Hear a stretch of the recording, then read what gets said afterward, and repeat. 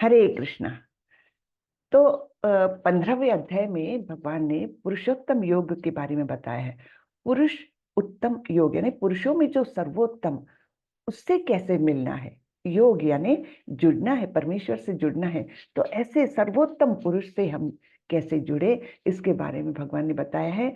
और वेदों का प्रयोजन क्या है, वेद जो बनाए हैं उसके माध्यम से हमको करना क्या है, क्या उसका प्रयोजन है, ये भी बताया है, बहुत स्पष्ट बताया है।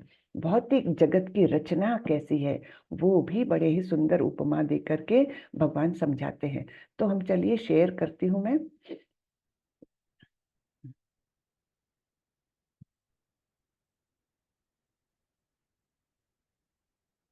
ये श्लोक हमने देखे। माम च यो अव्यभिचारेण भक्ति योगेन सेवते स गुणान समतीत्येतान ब्रह्म भूयाय कल्पते। यानी जो समस्त परिस्थितियों में अविचलित भाव से पूर्ण भक्ति में प्रवृत्त होता है, वह तुरंत ही प्रकृति के गुणों को लांघ जाता है और इस प्रकार ब्रह्म के स्तर तक पहुंच जाता है। और इसका ये अंतिम श्लोक था 14वें अध्याय का। ब्रह्मणो ही प्रतिष्ठा हम अमृतस्य व्ययस्य च शाश्वतस्य च धर्मस्य सुखस्य एकांतिकस्य च। और मैं ही उस निराकार ब्रह्म का आश्रय हूँ जो अमर्त्य अविनाशी तथा शाश्वत है और चरम सुख का स्वाभाविक पद है।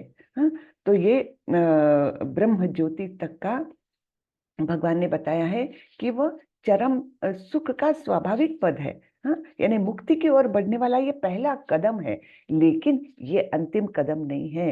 ये पहली स्टेज है, उसके बाद परमात्मा, उसके बाद भगवान।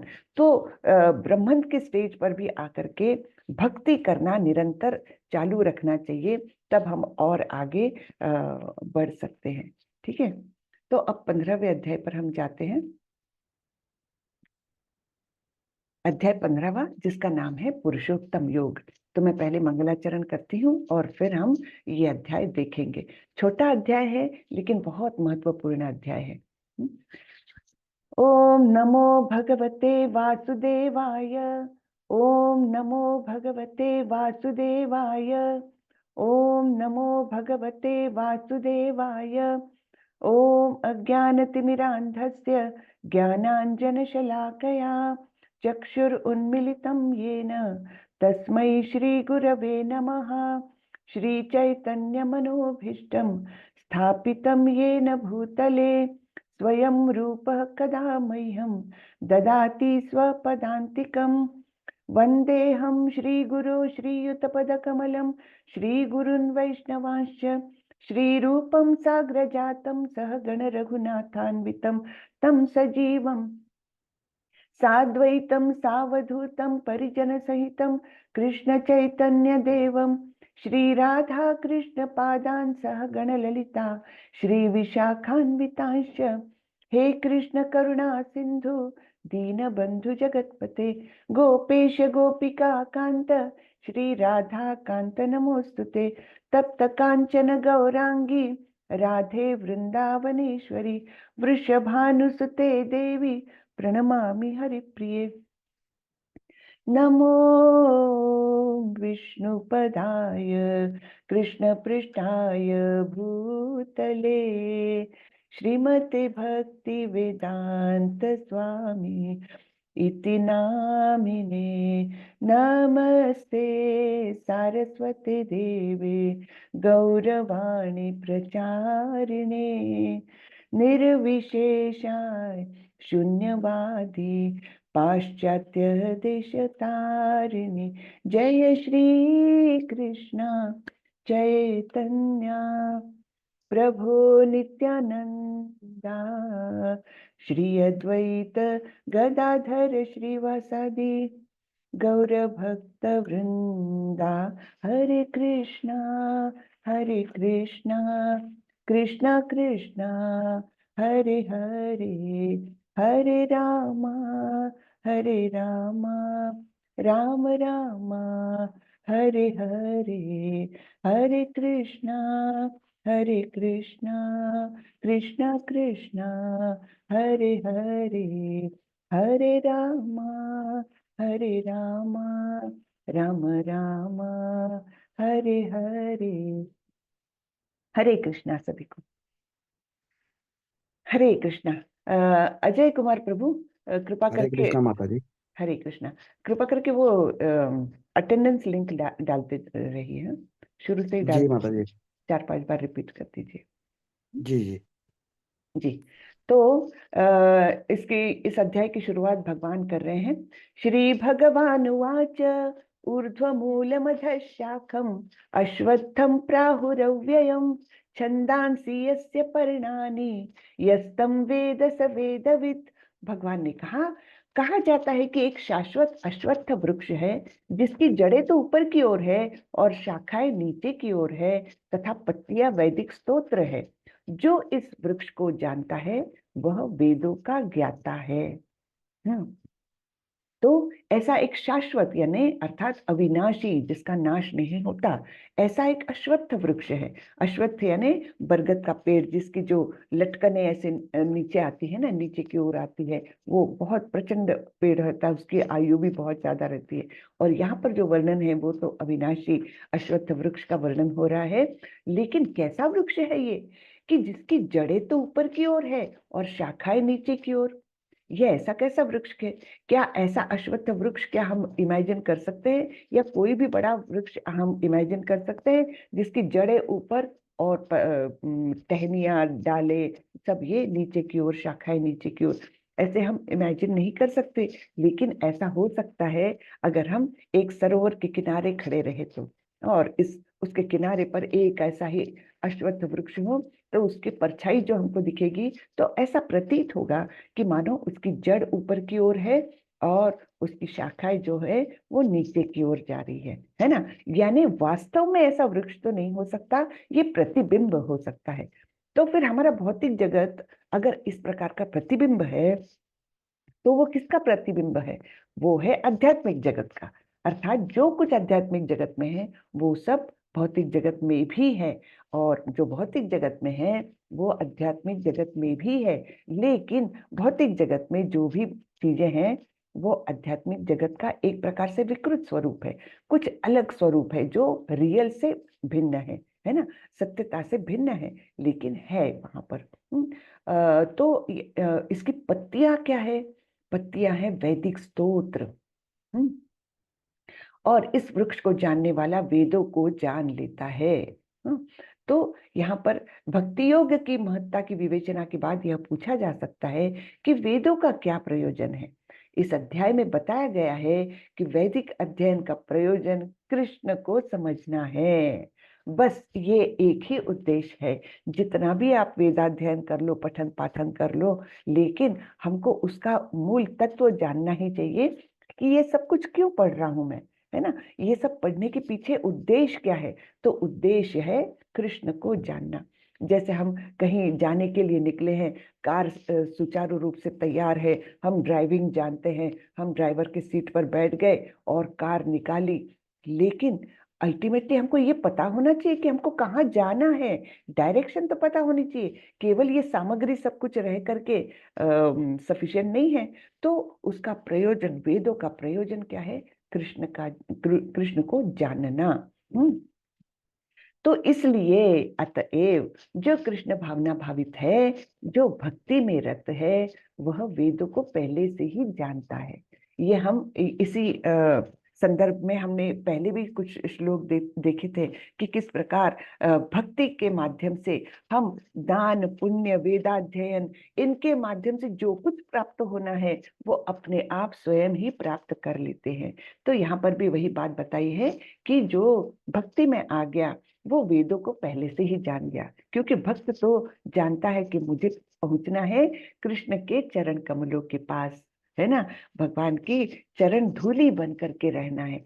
कृष्ण के नित्य दास है हम, है ना? तो ये सब भक्त जानता है। इसलिए वेदाध्ययन का उद्देश्य भी उसको मालूम है, और वेदों का तात्पर्य मालूम है, तो फिर वेद अपने आप ही मालूम है ना? आगे बढ़ते हैं। अधश्चोर्ध्वं प्रसृता तस्य शाखा गुणप्रवृद्धा विषयप्रवालः अधश्च मूलान्यनुसन्ततानि कर्मानुबन्धीनि मनुष्यलोके। इस वृक्ष की शाखाएं ऊपर तथा नीचे फैली हुई है और प्रकृति के 3 गुणों द्वारा पोषित है। तो हर वृक्ष को कुछ पोषण चाहिए, है ना, खाद पानी ये सब चाहिए। तो ये वृक्ष किससे पोषित है? ये प्रकृति के 3 गुणों द्वारा पोषित है, और इसकी शाखाएं ऊपर नीचे सब जगह फैली हुई लगती है। इसकी टहनियां जो है, छोटी छोटी जो डाले रहती है, वो टहनियां क्या है?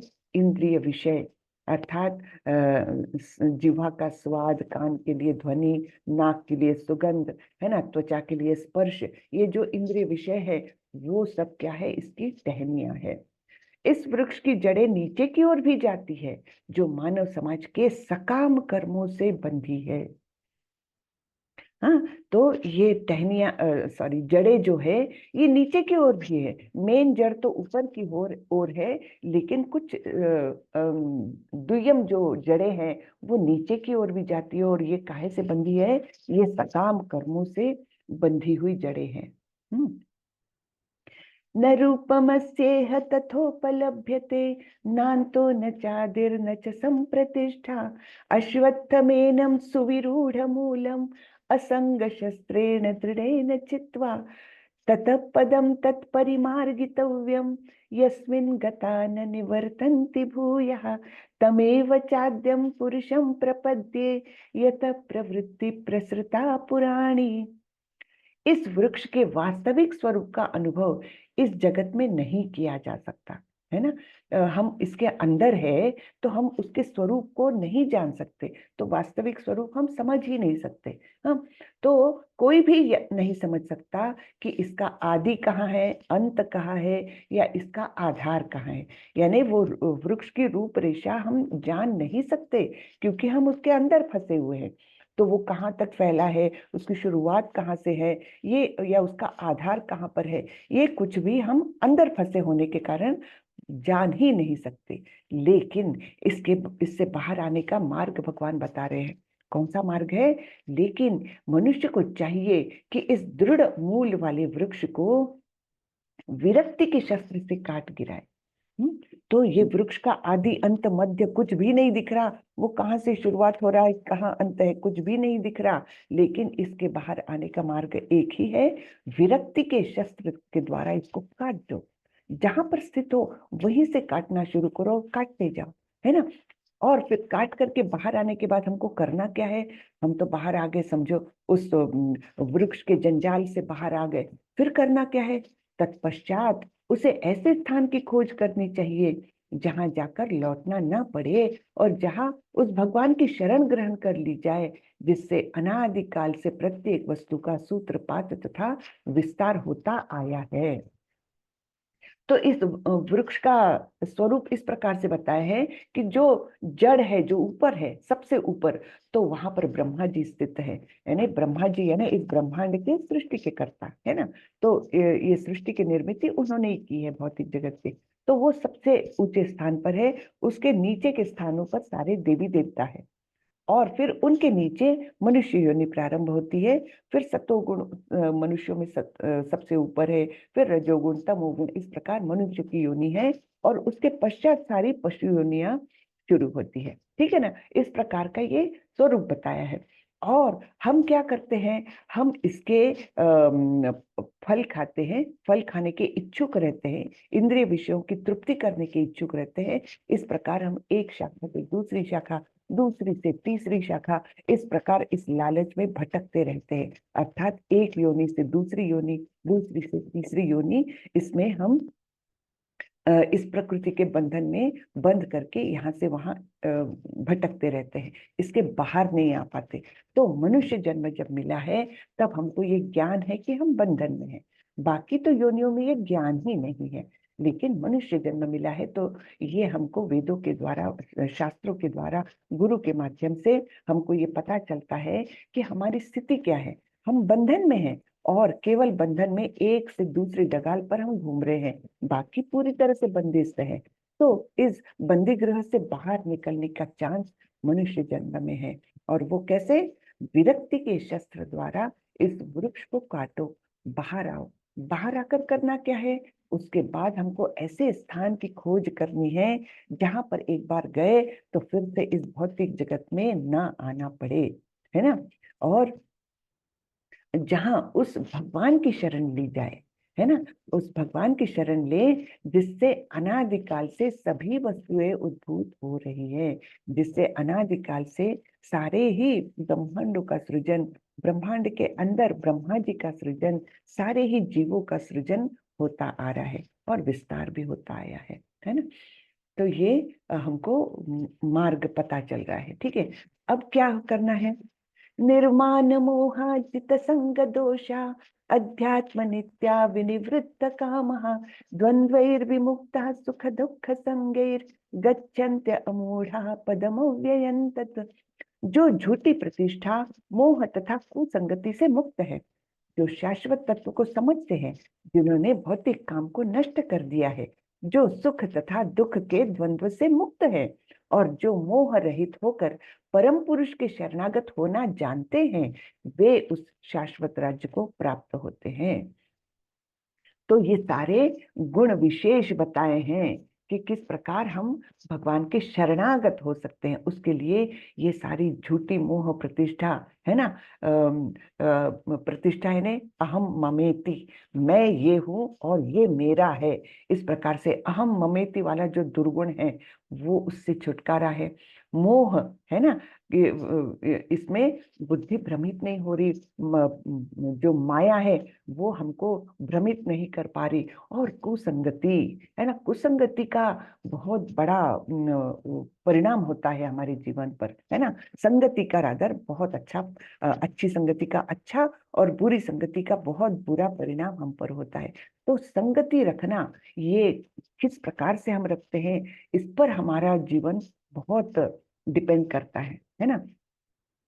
तो जो उपदेशामृत है रूप गोस्वामी द्वारा लिखित, उसमें उन्होंने 2 श्लोकों में बार बार ये बताया है कि किस प्रकार से संग जो है व्यक्ति का वो प्रभावित करता है। अच्छे संगति में रहेंगे तो आपकी भक्ति बढ़ेगी, उस संगति में रहेंगे तो आप भौतिक कुल में हमेशा गोते खाते रहोगे। ठीक है, तो इस प्रकार भक्तों की संगति का महत्व अनन्य साधारण है। हाँ, तो कुसंगति से जो मुक्त है, जो शाश्वत तत्व को समझते हैं, जो अविनाशी तत्व है, अविनाशी तत्व अर्थात ये जानते हैं कि हमारा स्वरूप क्या है। दिव्यरा स्वरूप है कृष्णेरा नित्य दास, और हम भगवान के अंश है और इस भौतिक जगत में आए हैं। यहाँ हमारा ये जगत हमारे लिए असंगत है, हमारे लिए कंपैटिबल नहीं है। हमको इससे बाहर जाना है हमारे परम धाम को। ये जो तत्व को समझते हैं, जिन्होंने भौतिक काम को नष्ट कर दिया है, भौतिक काम को नष्ट कर दिया यानी क्या? ये भौतिक इच्छाएं, आकांक्षाएं, तीव्र आसक्ति, इसको नष्ट कर दिया है। जो सुख तथा दुख के द्वंद्व से मुक्त है ना। सुख आए दुख आए, जो भी परिस्थितियां आए, उसमें अविचलित भाव से जो रह सकता है, स्थित प्रज्ञ के समान, है ना। तो इस द्वंद्व से मुक्त है और जो मोह रहित होकर परम पुरुष के शरणागत होना जानते हैं। तो किसी भी प्रकार का मन में भ्रम नहीं है, कोई मोह नहीं है, और जो जानते हैं कि किस प्रकार से हमको शरणागत होने की प्रक्रिया क्या होनी चाहिए, वो जानते हैं, वो उस शाश्वत राज्य को प्राप्त होते हैं, अर्थात परम धाम को प्राप्त होते हैं। हम थोड़ा सा ये पढ़ लेते प्रभुपाद जी द्वारा तात्पर्य। श्रीला प्रभुपाद की जय। यहाँ पर शरणागति का अत्यंत सुंदर वर्णन हुआ है। इसके लिए जिस प्रथम योग्यता की आवश्यकता है वह है मिथ्या अहंकार से मोहित न होना। चूंकि बद्ध जीव अपने को प्रकृति का स्वामी मानकर गर्वित रहता है, अतएव उसके लिए भगवान की शरण में जाना कठिन होता है ना। जो अपने को ही स्वामी मानेगा वो कैसे शरण में जाएगा? जैसे हिरण्यकश्यपु अपने आप को इतना महान मानते थे, वो कैसे शरण में जाएंगे? बिल्कुल नहीं जा सकते, है ना। और 4 प्रकार के दुष्कृति कौन कौन होते हैं वो भी हमने पिछले अध्याय में देखा था। तो भगवान ने वर्णन किया था, नमाम दुष्कृतिनो मूढ़ा, मूढ़ा है ना, प्रपद्यन्ते नराधमा, नराधम, मायया अपहृत ज्ञाना, हाँ, आसुरम भावमाश्रिता। इस प्रकार के 4 लोग जो है, हाँ, कौन से नमाम दुष्कृत ने मूढ़ा, मूढ़, नराधम, और जिनका ज्ञान माया द्वारा हरण कर लिया गया है, और चौथे आसुरम भावमाश्रिता, यानी आसुर यानी नास्तिक, जो भगवान के अस्तित्व को ही नहीं मानते। तो ऐसे ही 4 प्रकार के लोग भगवान की शरण में कभी नहीं आते है ना। ये हम पढ़ चुके हैं, है ना। तो इसके लिए भगवान की शरण में जाना उनके लिए कठिन हो जाता है। सॉरी।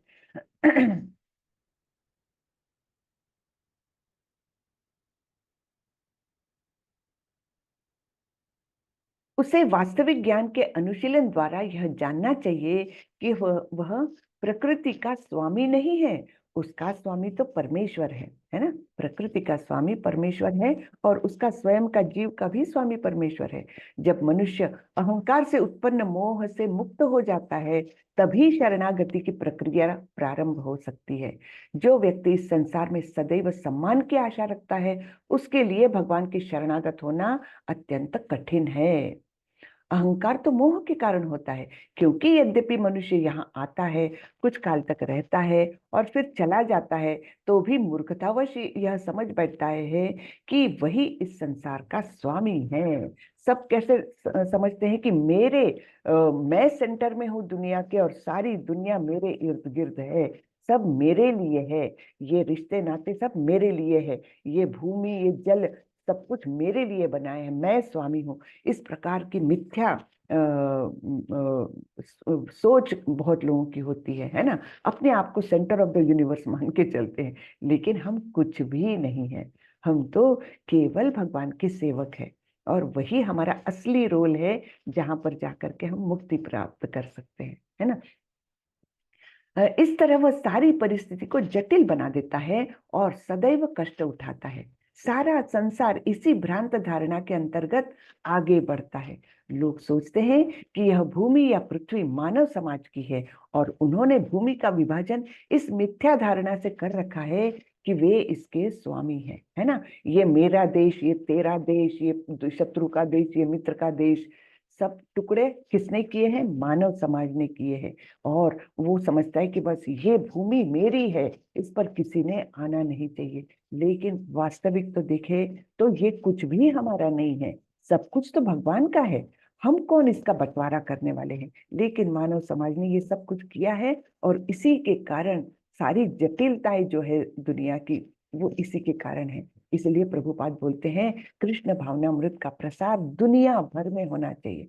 अगर आप सोचिए मेजॉरिटी ऑफ पॉपुलेशन अगर कृष्ण भावना भावित हो जाए, तो क्या होगा कि ये सब भ्रांत धारणाएं, ये मेरा देश, ये तेरा देश, ये मेरी जमीन, ये तेरी जमीन, ये मेरे लोग, ये तेरे लोग, ये सब भ्रांत जो श्रृंखलाएं हैं, उनसे हम छूट सकेंगे वास्तविक रूप में, है ना। लेकिन ये करना कब होगा? जब हर कोई स्वतः ही प्रसारक होके प्रचारक होके इस कृष्ण भावनामृत का प्रचार करेगा। प्रभुपाद जी ने तो कितना बड़ा काम कर दिखाया है कि अभी सारे ही देशों में इस्कॉन के मंदिर है, हर देश में मंदिर है और वहां बड़ी संख्या में भक्त बनते जा रहे हैं, बने हुए हैं और वो लोग और बनाते जा रहे हैं। तो ये इससे बड़ा इससे बड़ी कोई समाज की सेवा हो नहीं सकती, है ना। हो ही नहीं सकती कि हर देश विदेश में हम जाएं तो हरे कृष्णा कहीं ना कहीं मिल जाएंगे हमको, है। तो ये अद्भुत काम करके दिखाया है प्रभुपाद जी ने। ठीक है। तो अब भगवान ने बताया कि इसका पहले का श्लोक क्या था? हाँ, निर्माण मोहाजित संग दोषा अध्यात्म नित्या विनिवृत्त कामः द्वंद्वैर्विमुक्ताः सुख दुःख संगैर गच्छन्ति अमूढ़ाः पदमं व्ययन्त। हाँ, तो ऐसे शरणागत होकर के जो अमूढ़ा है, अमूढ़ा यानी मोह रहित जो लोग हैं, वे उस राज्य को प्राप्त करते हैं। और उस राज्य का स्वरूप कैसा है, उसका वर्णन अभी आता है। न तद्भासयते सूर्यो न शशांको न पावकः यद् गत्वा न निवर्तन्ते तद्धाम परमं मम। तो भगवान बोलते हैं वह मेरा परम धाम न तो सूर्य या चंद्र के द्वारा प्रकाशित होता है और न अग्नि या बिजली से। जो लोग वहां पहुंच जाते हैं वे इस भौतिक जगत में फिर से लौटकर नहीं आते। ठीक है। तो कैसा सुंदर वर्णन है कि वहां न तो सूर्य चंद्र बिजली अग्नि किसी की भी आवश्यकता नहीं, क्योंकि वह स्वयं प्रकाशित है। अर्थात एक्चुअली भगवान का तेज जो है, शरीर का तेज है, वही सभी चीजों को प्रकाशित करता है। तो जो लोग वहां पहुंच जाते हैं वे इस भौतिक जगत में फिर से लौट कर नहीं आते। यानी वो फिर से गलती नहीं करते। अब हमको सवाल आता है, अब हम तो एक बार गलती कर चुके, क्या गारंटी हम दोबारा से नहीं करेंगे? हाँ, कौन सी गारंटी हम फिर से दोबारा से गलती कर चुके करेंगे कि मैं कुछ स्वामित्व करना चाहता हूँ, मुझे कुछ अपने लिए चाहिए। ऐसा अगर स्वामित्व की भावना कृष्ण से हट करके कुछ भावना मन में आई, तो फिर से मैं भौतिक जगत में आ जाऊंगा। लेकिन यहाँ तो भगवान बता रहे हैं कि वो फिर से लौट कर नहीं आएगा।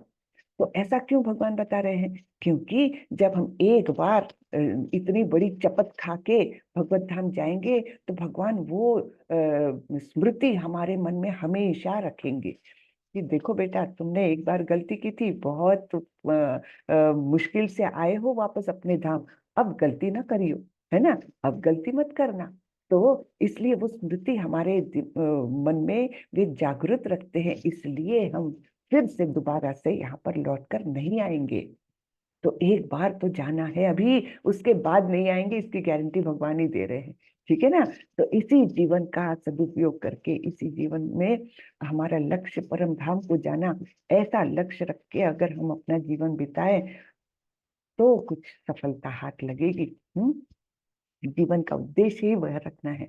और तो और भगवान ने हमको छठे अध्याय में और भी आश्वासन दिया है कि जब अर्जुन ने पूछा था कि अगर ऐसा हो जाए कि कोई इस मार्ग पर चल पड़े और अधूरे में वो मार्ग छूट जाए, कोई भौतिक कारण से वो पूरा ना कर पाए, यानी हम उतने लेवल पर अनन्य भक्त ना हो पाए, लेकिन भक्ति के मार्ग पर हम चल पड़े, तब क्या होगा? ऐसा अर्जुन का प्रश्न था ना। तो भगवान ने हमको आश्वासन दिया है, तब भी कोई नुकसान नहीं। क्या होता है, अगर थोड़ी सी भक्ति की है, तो पहले तो हमको उच्च लोकों में स्थान मिलेगा, और उसके बाद जब हमारे पुण्य संचय खत्म हो जाएंगे, तब हम फिर से इस धरा पर आएंगे, लेकिन ऐसे परिवार में आएंगे जहां पर हमको भक्ति के लिए पोषक वातावरण मिल सके, है ना। और तो और जिसने ज्यादा प्रगति करके भौतिक कारणों के से खंडित हो गया है उसकी भक्ति, तो उसका क्या होता है, उसको तो योगियों के घर में, ना, भक्तों के घर में, अति बुद्धिमान लोगों के घर में जन्म मिलता है। तो आगे का भी आश्वासन भगवान ने देकर रखा है कि तुम्हारी जो भी यहाँ पर भक्ति के मार्ग पर तुमने जितनी भी प्रगति की है, वो कभी वेस्ट नहीं जाएगी, नष्ट नहीं होगी। उसके बाद का मार्ग लेने का आपको फिर से दोबारा चांस देंगे भगवान, लेकिन हमको वो चांस नहीं लेना चाहिए। है ना? क्या पता हमको भगवान सारी सुविधाएं दे और उस समय भी हमारी बुद्धि भ्रमित हो जाए, तो अच्छा बुद्धिमान परिवार दे हमको, लेकिन तब भी हम कुछ गलत मार्ग पर निकल पड़े, तो अभी ऐसा चांस नहीं लेना है। इस बार हमको भक्ति का बीज मिल गया है, इसका पूरा पूरा पूरा उपयोग हमको करना है ना। उस भक्ति लता बीज को इतना बढ़ाना है, इतना बढ़ाना है कि इस ब्रह्मांड को छेद करके, ब्रह्म ज्योति को छेद करके, और वो सीधे भगवान के चरण कमलों तक जाए। इतनी लंबी वो हमको भक्ति लता बढ़ानी है ना। तो ये हमारे जीवन का भी उद्देश्य होना चाहिए। हम्म आगे बढ़ते हैं। ममैवांशो जीवलोके जीवभूतः सनातनः मनः षष्ठानि इंद्रियाणि प्रकृतिस्थानि कर्षति। इस बद्ध जगत में सारे जीव मेरे शाश्वत अंश हैं। बद्ध जीवन के कारण वे छहों इंद्रियों से घोर संघर्ष कर रहे हैं, जिनमें मन भी सम्मिलित है। हम्म तो हम सभी लोग बद्ध जगत के, है ना, यानी भौतिक जगत में जो भी बंधे हुए लोग हैं, वे हम सभी लोग कौन हैं? भगवान के शाश्वत अंश है। हाँ, लेकिन हम यहाँ बद्ध जीवन में आ गए, और फिर एक मन और ये पांच इंद्रिया, इस प्रकार का छयों का समूह जो है, वो भौतिक प्रकृति से घोर संघर्ष कर रहा है, क्योंकि ये वास्तविक हमारा स्थान है ही नहीं। हम्म तो जैसे अगर हमको इसमें डाल दिया जाए, पानी में डाल दिया जाए, तो हम हाथ पैर मारेंगे ही, छटपटाएंगे ही, वहां से निकलने का प्रयास करेंगे ही, है ना। कितनी देर हम पानी में रह सकते? नहीं, वो कोई हमारे लिए कंपेटिबल जगह है ही नहीं, है ना। हमारे लिए कंपेटिबल जगह इस भौतिक शरीर की दृष्टि से ये जमीन है। वैसे ही हमारा जीव जो है, अंतरात्मा जो है हमारी, उसके लिए ये कंपेटिबल है ही नहीं जगत। तो वो इन छहों के साथ मिलकर के, ये छह जो है, मन और पांच इंद्रियां, ये सब घोर संघर्ष कर रहे हैं भौतिक जगत में आकर के। सुखमय नहीं है ये जीवन, है ना। शरीरम यदवाप्नोति यच्चाप्युत्क्रामतीश्वरः गृहीत्वैतानि संयाति वायुर्गंधानि वाशयात्। इस संसार में जीव अपनी देहात्म बुद्धि को एक शरीर से दूसरे शरीर में उसी तरह ले जाता है जिस तरह वायु सुगंधि को ले जाती है। इस प्रकार वह एक शरीर धारण करता है और फिर इसे त्याग कर वह दूसरा शरीर धारण करता है। तो अपनी देहात्म बुद्धि यानी मैं ये देह हूं, ये बुद्धि लेकर के वो एक शरीर से दूसरे शरीर में जाता है। जैसे वायु सुगंधि को ले जाती है, तो एक शरीर छोड़ने के बाद दूसरे शरीर में गया, फिर से वो देहात्म बुद्धि उसको क्या बोलती है कि तुम ये शरीर हो, है ना। तुम्हारा स्वरूप है इस भौतिक जगत में आनंद मनाना, स्वामित्व दिखाना, ये सब कुछ, लेकिन ये हमारा असली अस्तित्व नहीं है ना। तो इस प्रकार जीव जो है एक शरीर धारण करता है और फिर उस शरीर का त्याग करके दूसरा शरीर धारण करता है ना। चलिए हम थोड़ा सा तात्पर्य पढ़ते हैं। यहाँ पर जीव को ईश्वर अर्थात अपने शरीर का नियामक कहा गया है। यदि वह चाहे तो अपने शरीर को त्याग कर उच्चतर योनियों में जा सकता है और चाहे तो निम्न योनि में जा सकता है ना। ईश्वर अर्थात क्या होता है, ईश्वर यानी कंट्रोलर। तो छोटे छोटे छोटे ईश्वर तो हम सभी कुछ है। तो यहाँ पर हम ईश्वर किसको कहा गया है, शरीर के कंट्रोलर को, इसको ईश्वर कहा गया है। तो अगर वो जीव चाहे तो वो अच्छे काम करके उच्च योनि में भी जा सकता है, या खराब काम करके पाप योनि में, निम्न योनियों में भी जा सकता है ना। इस विषय में उसको स्वतंत्रता प्राप्त है कि इस जीवन का उपयोग कैसे करना है, अच्छे कर्म करके या बुरे कर्म करके, इसकी स्वतंत्रता उसको है। शरीर में जो परिवर्तन होता है वह उस पर निर्भर करता है। हाँ, मृत्यु के समय वह जैसी चेतना बनाए रखता है वही उसे दूसरे शरीर तक ले जाती है। यदि वह कुत्ते या बिल्ली जैसी चेतना बनाता है तो उसे कुत्ते या बिल्ली का शरीर प्राप्त होता है। यदि वह अपनी चेतना दैवी गुणों में स्थित करता है तो उसे देवता का स्वरूप प्राप्त होता है। और यदि वह कृष्ण भावनामृत में होता है तो वह आध्यात्मिक जगत में कृष्ण लोक को जाता है, जहां उसका सानिध्य कृष्ण से होता है। यह दावा मिथ्या है कि इस शरीर के नाश होने पर सब कुछ समाप्त हो जाता है। बहुत लोग ऐसे मानते हैं, है ना। आप आजू बाजू में किसी से कभी बात करोगे तो वो सोचते हैं अब मरने के बाद किसने देखा है, आज को जियो, मौज करो, मस्ती करो, आनंद में रहो बस, है ना। ऐसे विचारों वाले बहुत लोग हैं इस दुनिया में। लेकिन प्रभुपाद जी स्पष्ट कर रहे हैं कि ये सही नहीं है कि बस ये शरीर खत्म हुआ और सब कुछ खत्म हुआ, है ना। लोग बोलते हैं ना, आप मरे दुनिया डूबी। हम मर गए दुनिया डूब गई, हमको क्या करना है, आगे क्या हो रहा है, आज को तो जी लो, है ना। बस ऐसे ये दावा बिल्कुल मिथ्या है, ऐसे प्रभुपाद जी बता रहे हैं।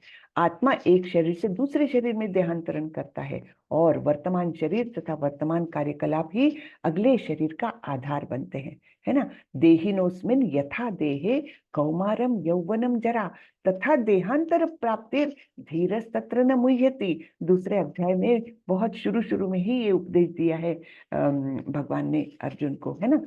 तो इस प्रकार से एक शरीर से दूसरे शरीर में आत्मा जो है वो देहांतरण करती है। और वो शरीर कैसा मिलेगा, उसका आधार वर्तमान शरीर से ही शुरू होता है। कर्म के अनुसार भिन्न शरीर प्राप्त होता है और समय आने पर यह शरीर त्यागना होता है। यहाँ पर कहा गया है कि सूक्ष्म शरीर जो अगले शरीर का बीज वहन करता है, अगले जीवन में दूसरा शरीर निर्माण करता है। एक शरीर से दूसरे शरीर में देहांतरण की प्रक्रिया तथा शरीर में रहते हुए संघर्ष करने को कर्षति अर्थात जीवन संघर्ष कहते हैं, है ना। कर्षति, तो ये जीवन संघर्ष हम सभी लोग करते आ रहे हैं, कर रहे हैं, है ना।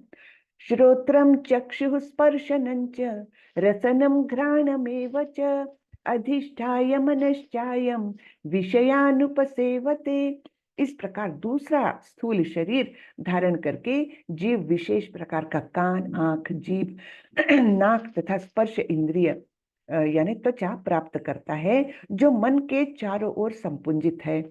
इस प्रकार वह इंद्रिय विषयों के एक विशिष्ट समुच्चय का भोग करता है। एक स्पेसिफिक सेट ऑफ इंद्रिय है ना, उसका वो भोग करता है। कुत्ते के शरीर में रहेगा तो कुत्ते के जैसा ही भोग करेगा, बिल्ली के शरीर में रहेगा तो बिल्ली के समान भोग करेगा, अपने आप को वही देह मान करके चलता है वो जीव, है ना। दूसरे शब्दों में यदि जीव अपनी चेतना को कुत्ते तथा बिल्लियों के गुणों जैसा बना देता है तो उसे अगले जन्म में कुत्ते या बिल्ली का शरीर प्राप्त होता है जिसका वह भोग करता है।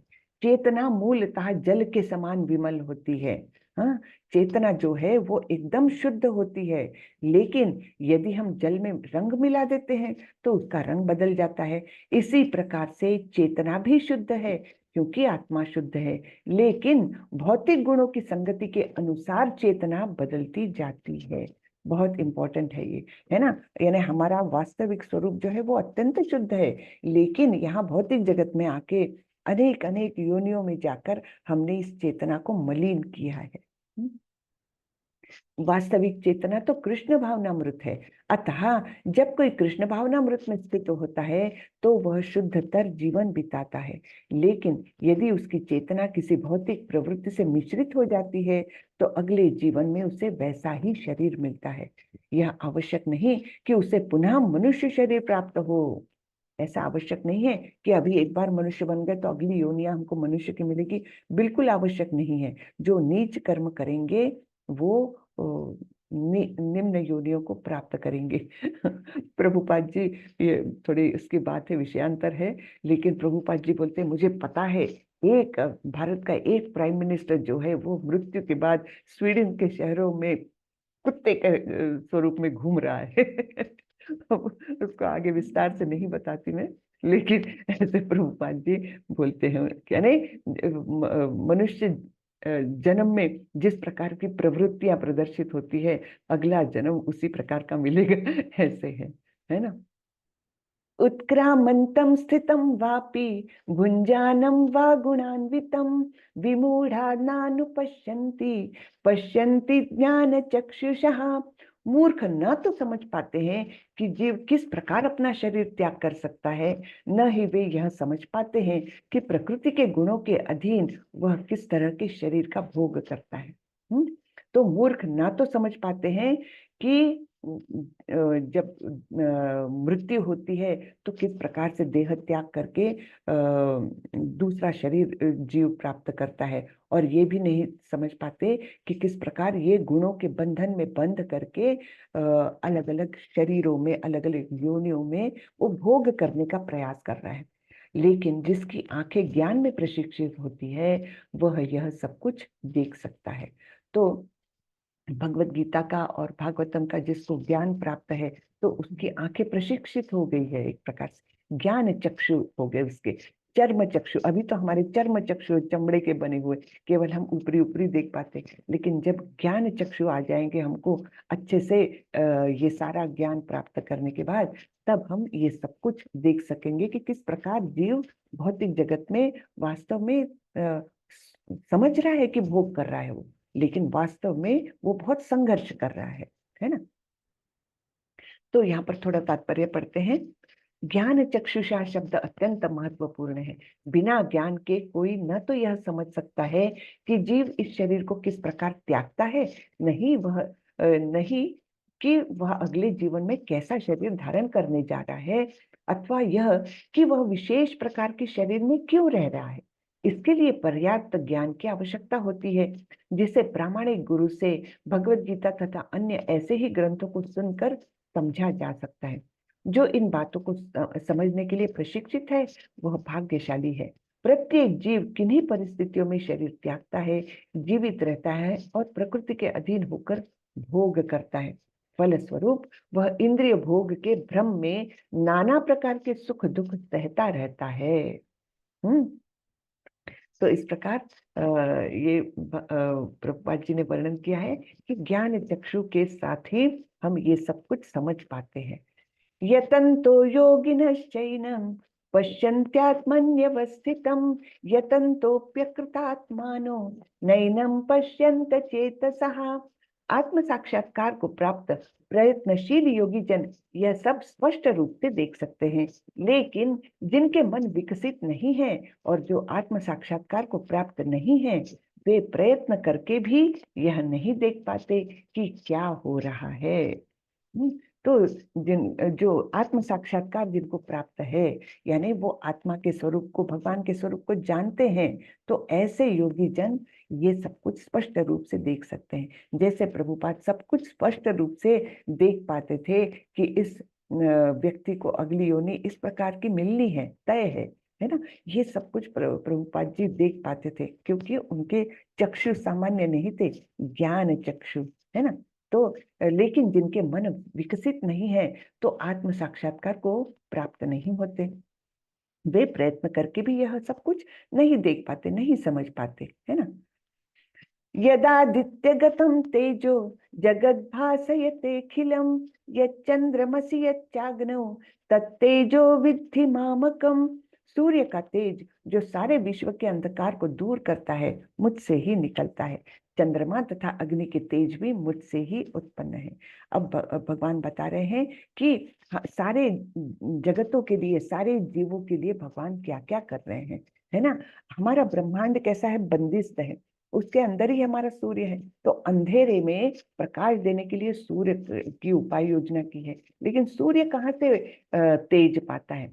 सूर्य का तेज ये स्वयं कृष्ण का तेज है। हाँ, तो सूर्य का तेज जो सारे विश्व का अंधकार दूर करता है, मुझसे ही निकलता है।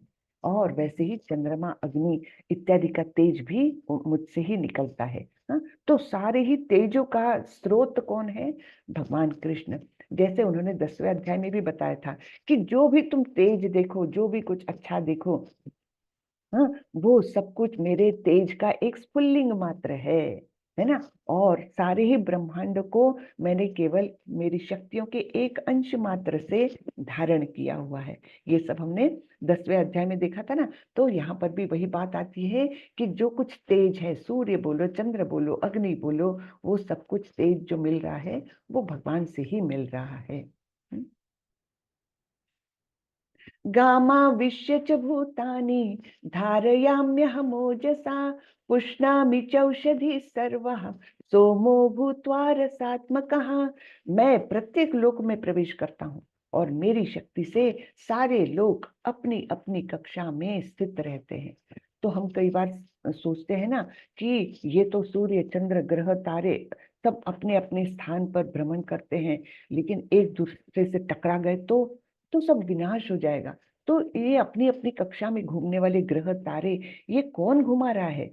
भगवान बोलते वो सब अपनी अपनी कक्षा में स्थित करने का काम मैं ही कर रहा हूँ, है ना। मैं प्रत्येक लोक में प्रवेश करता हूँ और मेरी ही शक्ति से सारे लोग अपनी अपनी कक्षा में घूमते हैं। यानी सारे ही ब्रह्मांडों को अपनी अपनी जगह में, जगह पर स्थित रखकर वहीं पर भ्रमण करने की जो प्रक्रिया है, ये सब भगवान द्वारा ही हो रही है।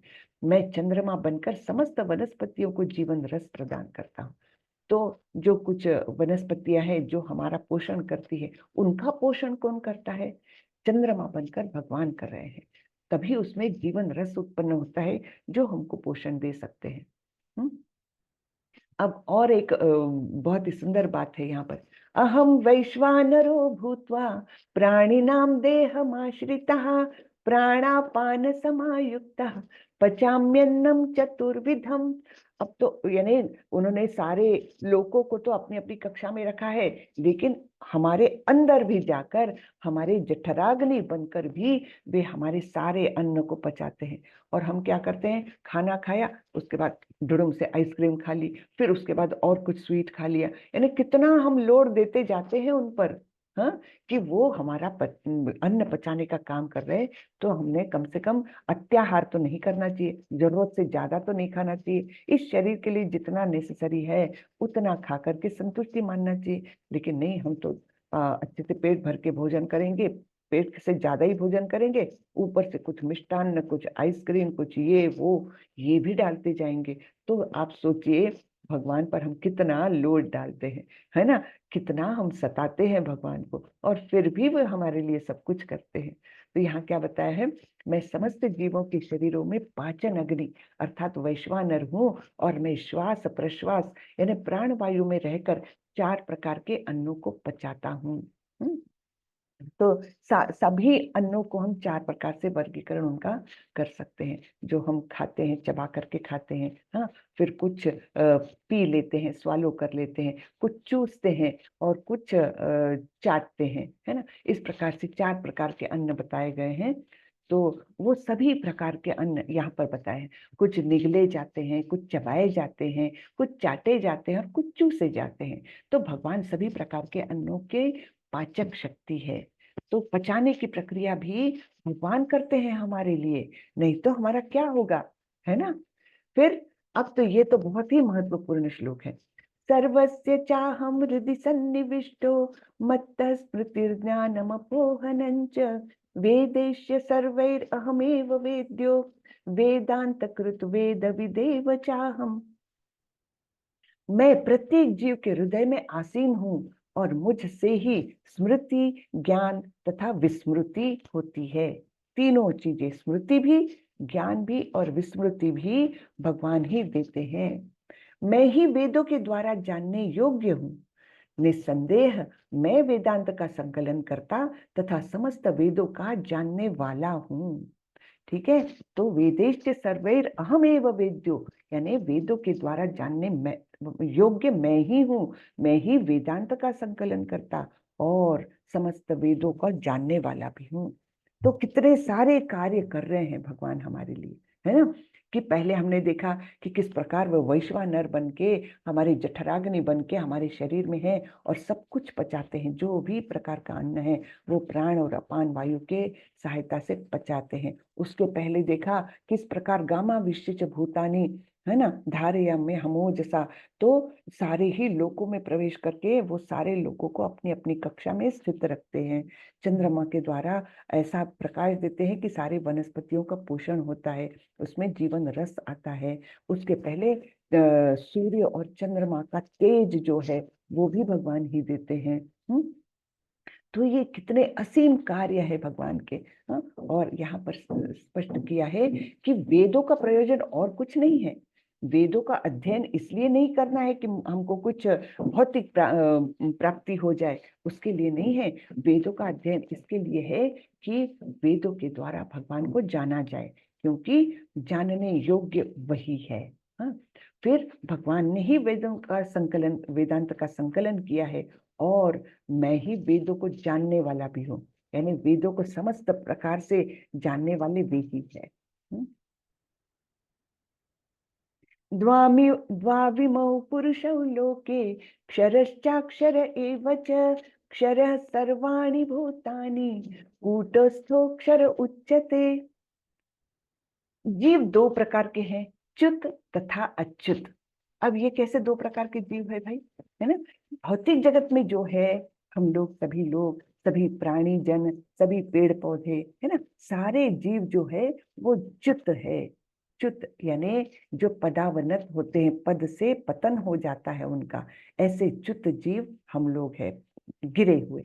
और अच्युत जीव कौन है? जो भगवान के साथ आध्यात्मिक जगत में रहते हैं, वैकुंठ लोक में, गोलोक वृंदावन धाम में जो लोग रहते हैं वे अच्युत प्रकार के हैं, उनका पतन नहीं होता, लेकिन हमारा पतन होता है। तो इस प्रकार के दो जीव है, ऐसे भगवान बता रहे हैं। भौतिक जगत में प्रत्येक जीव च्युत यानी क्षर होता है, और आध्यात्मिक जगत में प्रत्येक जीव अच्युत अर्थात अक्षर कहलाता है। ठीक है।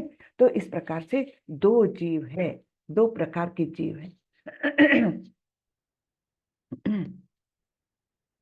देखिए यहाँ पर लिखा है, ब्रह्मा से लेकर क्षुद्र चींटी तक भौतिक प्रकृति के संसर्ग में आता है, वह अपना शरीर बदलता है। अतएव ये सब क्षर या च्युत है। ब्रह्मा जी से लेकर सभी लोग हम, है ना, सभी ये संपूर्ण ब्रह्मांड कैसा है?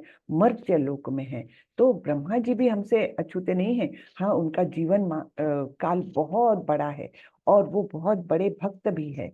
हाँ, और जब महाप्रलय होता है तब ब्रह्मा जी महाविष्णु के शरीर के बाद उसमें जाते हैं,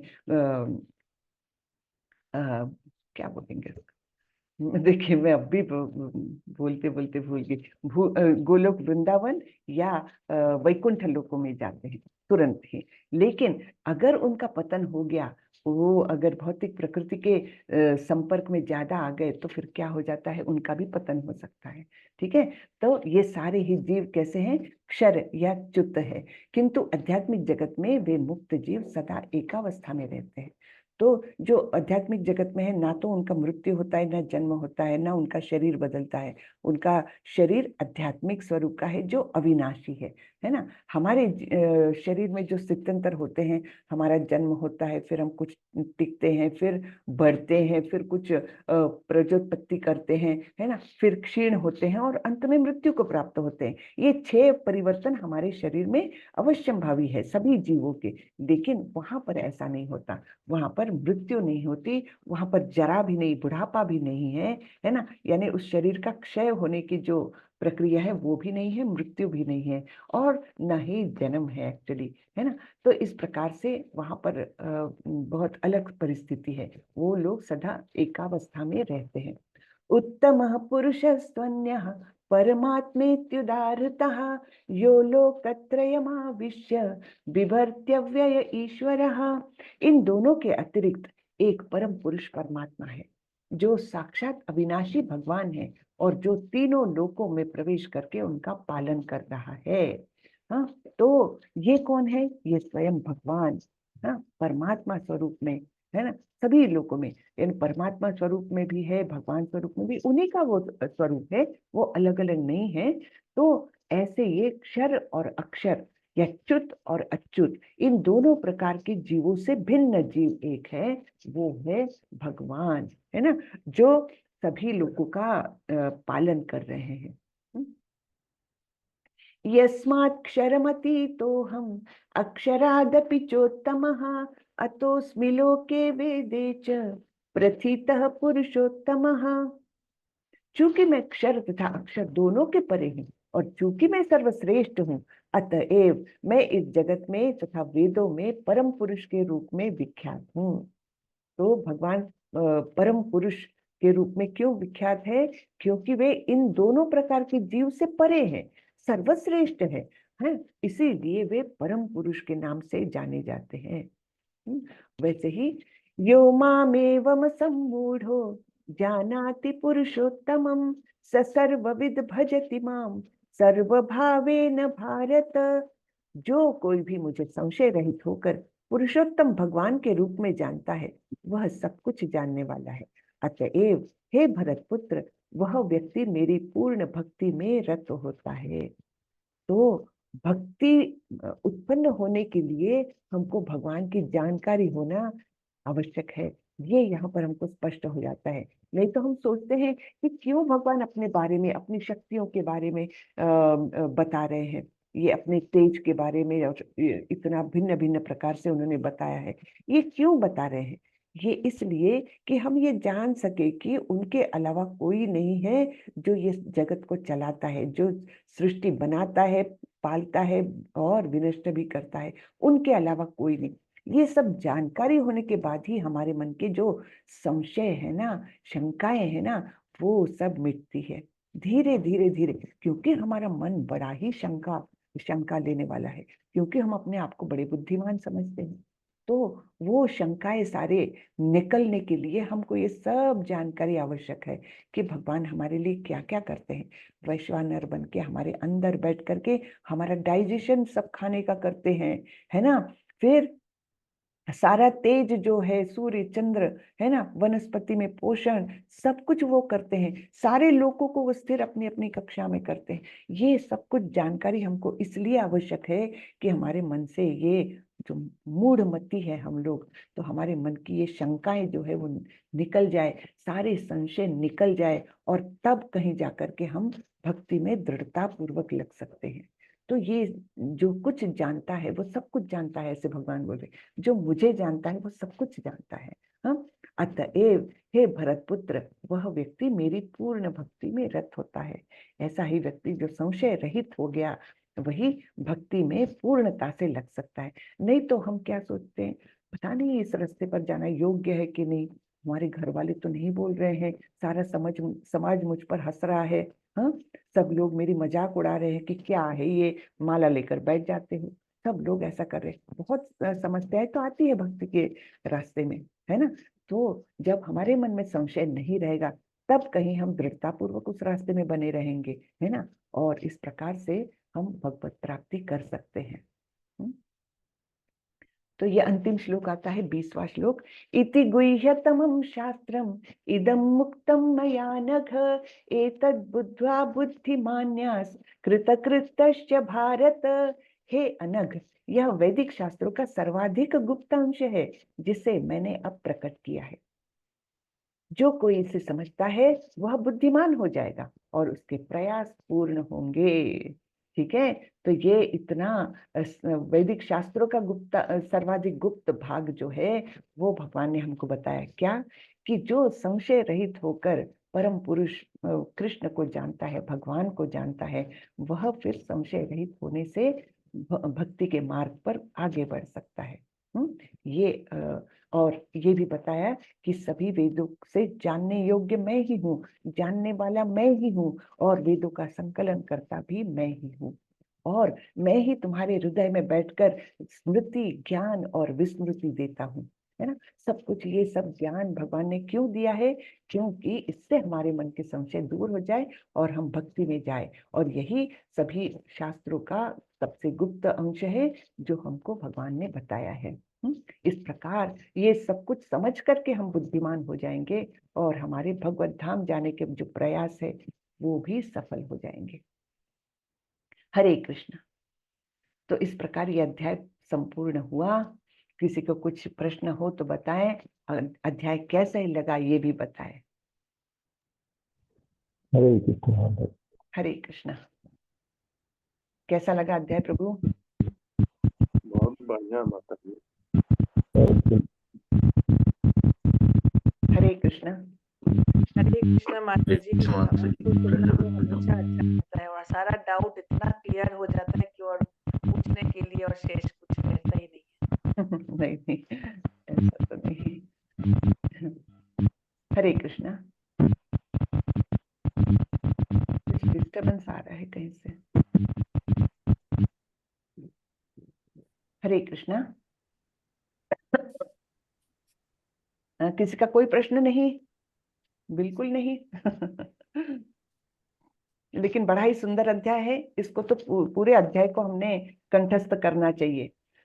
इस अध्याय को हम, जब पुरुषोत्तम मास आता है ना, यानी अधिक मास जिसको कहते हैं, उस मास में तो हम इसका रोज पठन करते हैं, सभी लोगों ने करना चाहिए ये पुरुषोत्तम मास में। और कई लोग कार्तिक मास में भी करते हैं इसका। कार्तिक में 12वां और 15वां दोनों अध्यायों का पठन करते हैं रोज। छोटे छोटे हैं अध्याय, लेकिन बड़े बहुत ही सुंदर अध्याय है दोनों भी। हरे कृष्णा माता जी। हरे दंडवत प्रणाम दंडवत प्रणाम। माता जी। इतना अच्छा लगा।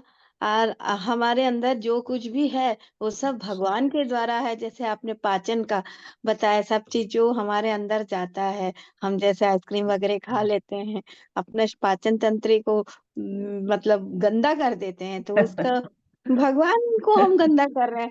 ये मतलब अंदर तक छू गया।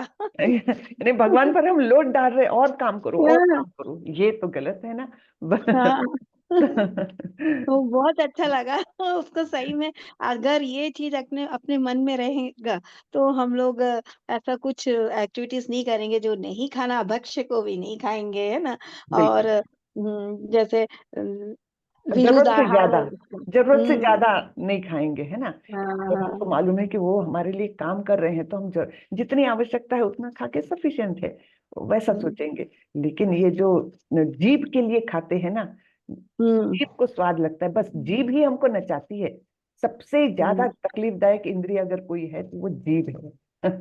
एक तो कुछ खराब बोल करके रिश्ते बिगाड़ते हैं, और दूसरा स्वाद के पीछे भाग करके अपनी हेल्थ बिगाड़ती है। तो जी जिह्वा माता जी, बहुत ही दो ही प्रकार के होते हैं। हम ही एक लोग हमारा जो बीमारी भी आती है हमारे ही कारण आती है, हमारे ही विरुद्ध आहारों के कारण आती है। ये जगह सब लोग समझ जाएंगे। जैसा हमको तो अभी आप समझाए तो इतना अच्छा लगा। सही बात है। इतना अच्छा माता जी बोल रही है। तो अभी तक पढ़ते रहते रहे, लेकिन ये चीज जो है ना एकदम दिल को छू लिया। हरे कृष्णा माता जी। हरे की हरे बातें कृष्णा माता जी, ऐसी दंडवत हैं, प्रणाम। एकदम सभी प्रभु जी, माता जी दंडवत प्रणाम। माता हरे जी, श्लोक नंबर हाँ 9 में जो आपने उदाहरण दिया, मतलब प्रभुपाद जी ने जो उदाहरण दिया कि हमारी चेतना तो जल के समान शुद्ध है, जैसे रंग मिलाते हैं वैसा बन जाता है। मतलब सही। स्वभाव हुआ अपना स्वभाव प्लस प्रकृति का गुण। तो ये जो ज्ञान है ना, ये ज्ञान अगर आत्मसात कर ले तो आदमी जल्दी भक्त बन जाए। हम्म। ये पूरा ही अध्याय इसलिए बहुत अच्छे से समझ करके इसका वो करना चाहिए, आत्मसात करना चाहिए।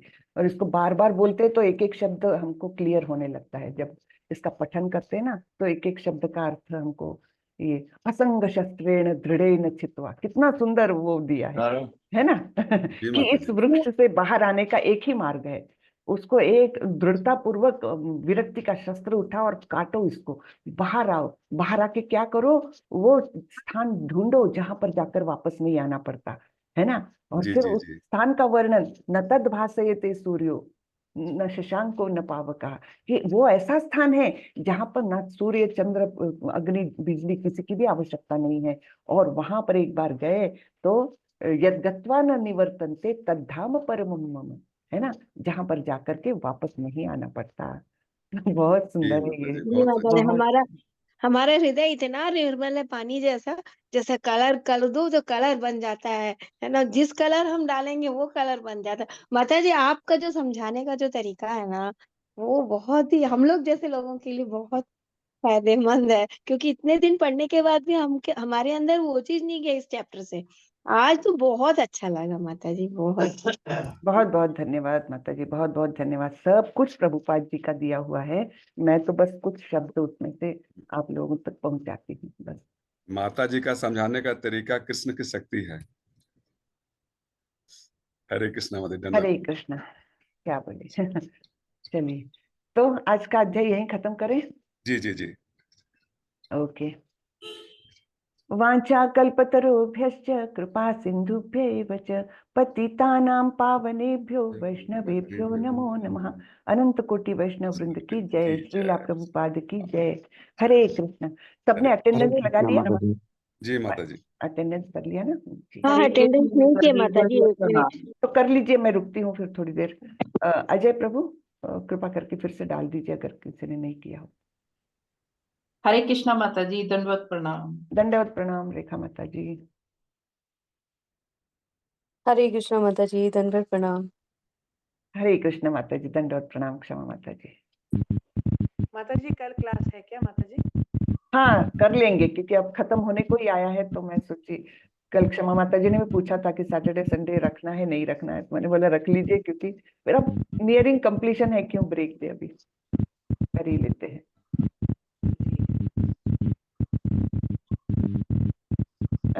कर लिया सबने, अटेंडेंस दे दिया।